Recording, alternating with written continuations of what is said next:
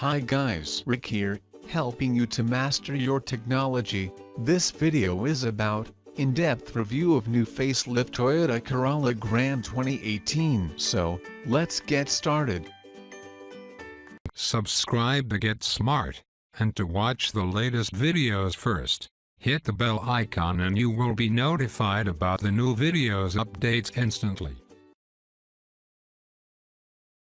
The new Toyota Corolla 2018 now looks much more sharper and even more aggressive than its predecessor. It is definitely one of the best looking sedans from the Japanese manufacturer. The changes to the facelifted are small but significant enough to make a difference. Visually, the revised front-end design is the most noticeable thing about the updated model. The grille is now streamlined and uses a fair bit less chrome now, giving it a more youthful stance. The LED headlamps, too, are now sharper and slimmer. Overall, the front fascia comes across as a touch more aggressive and sporty looking. A new redesigned front and rear bumpers also make their way into the facelift. The changes to the rear are more minor in nature, with only a slight redesign of the taillights being the key difference. It's one of those that you really have to squint to spot, but it doesn't really matter because it is still a good-looking family sedan with a modern and refreshing styling. There is no change in the side profile of the car.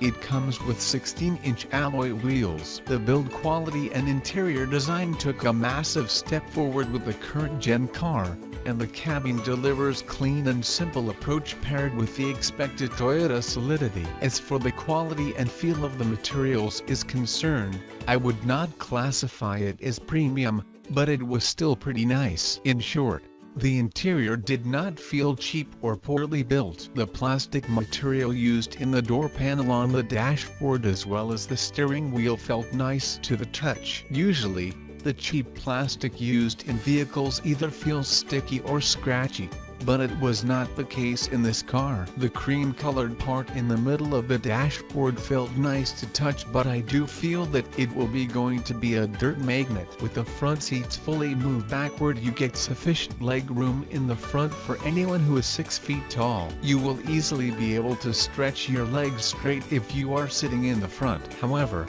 things will get tighter if the front seats are fully moved backward. Other than that, one great feature of the interior of the Corolla is that you can change the recline of the rear seats as well. I found the seats to be soft and comfortable, but I felt that they were not made to hold you in your place in case you are driving on bumpy roads. You will move around in the seats unnecessarily if the road is rough. The steering wheel is the same as well. The steering wheel of the new car also comes loaded with a bunch of buttons that can help you do a bunch of things without being distracted. On the left side of the steering wheel, you get your audio controls, from changing volume to changing tracks, whereas on the right side of the steering wheel you get your multi-information display control buttons. From here you can choose and change all the information you see on the center dash. For example, your trip meter, your fuel average, inside-outside temperature, etc. The cruise control knob is also situated on the right side of the steering wheel. Since the Altis Grande comes with the paddle shifters, you will find them behind the steering wheel spokes. The steering wheel is telescopic as well as tilting. The biggest change is the new infotainment system that now gets a larger touchscreen and feels nice to use. The auto AC controls are placed below the touchscreen, and you do get dual-zone climate control, like some of its rivals. The instrument panel has been updated with a layered structure that hides joins, along with a redesigned climate control panel and circular air vents. As for the fascia, a piano black center cluster surround and chrome look trim have been added, and, on Pestage derivatives, the width of the audio system's touchscreen has increased from 6.1 to 7 inches. Other changes include new circular side aircon vents, new steering-mounted controls, and the replacement of the rear 12V socket with 2 USB ports. On the whole, the cabin ambience has improved a fair amount. The new infotainment system is a considerable improvement over the previous one, featuring a responsive touchscreen, navigation, voice recognition and mirror-link connectivity. It is not as sophisticated as the system seen in the Innova Krista, but it is satisfactorily functional.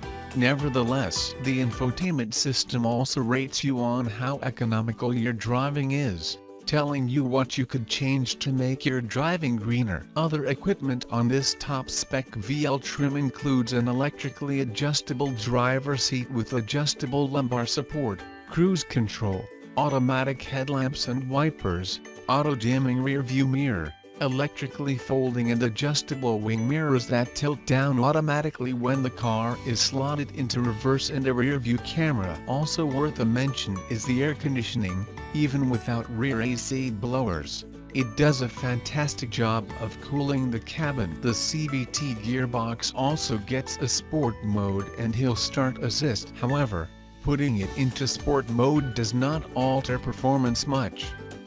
The only difference is small changes in the CVT shift points. The seats, front and back, continue to be comfortable. Legroom in the back is generous and the rear seats can be reclined, though their bucket-like contouring renders the Altis best suited for just 4 passengers. The rear seats can be flipped down in 40-60 ratio to expand the 470-liter boot. The ride quality, as before, is laudable. The long travel suspension glides over most minor road imperfections and handles larger bumps and potholes well too. Stability is good on the whole, though it does not ride as flat as some of its rivals on undulating surfaces. Through corners, the Altis feels composed and stable, allowing you to take bends at relatively high speeds. New Corolla has a fuel tank of 55 liters, and if you trust the official fuel average figures of 14.8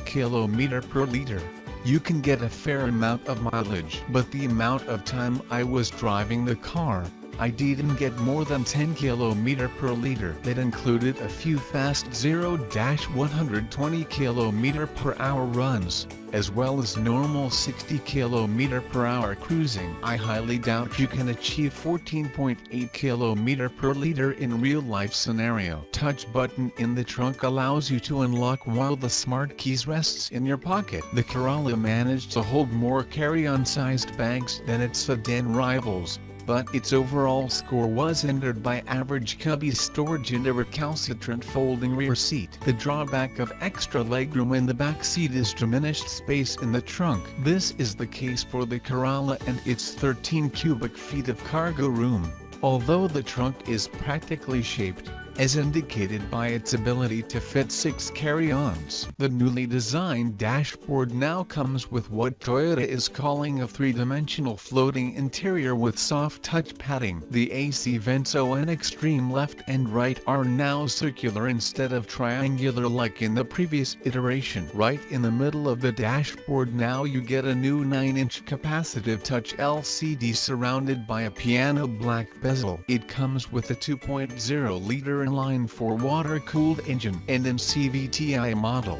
The engine is mated to Toyota CVT gearbox. Manual comes with the same engine mated to a 6-speed gearbox. The 2ZR-FE engine is equipped with sequential multi-port fuel injection system SFI as well as Toyota dual VVTi technology. The engine makes 138 bhp and 173 Nm of torque at 4,000 RPMs. You get 2 center AC vents on top of the LCD with a digital clock in the middle. The Toyota Corolla continues to offer great seats which are very comfortable. The driver's seat also gets electric adjustment. The steering adjustment though remains manual. The seats offer good all-round support. The same is the case with the rear. The Corolla has always had one of the best rear seats and the Facelift also continues to have this trait. However, the rear armrest takes some struggle to open. The rear seats have a 60-40 split and there is generous amount of legroom on offer. The interiors of the new Toyota Corolla haven't seen any major change. The same dashboard is being offered, albeit some changes. It gets better materials and a dual-tone theme. The air vents on the center console are new rectangular ones, that make the overall dashboard design look sleeker. There is new leather trim offered in top variants. Before I end this video, if you want something specific to show in my next video, just say in the comments section below. If you found this video entertaining and enjoyable, give me a favor by clicking that like button, subscribe if you haven't already. I'll catch you all in the next episode of Get Smart. Peace.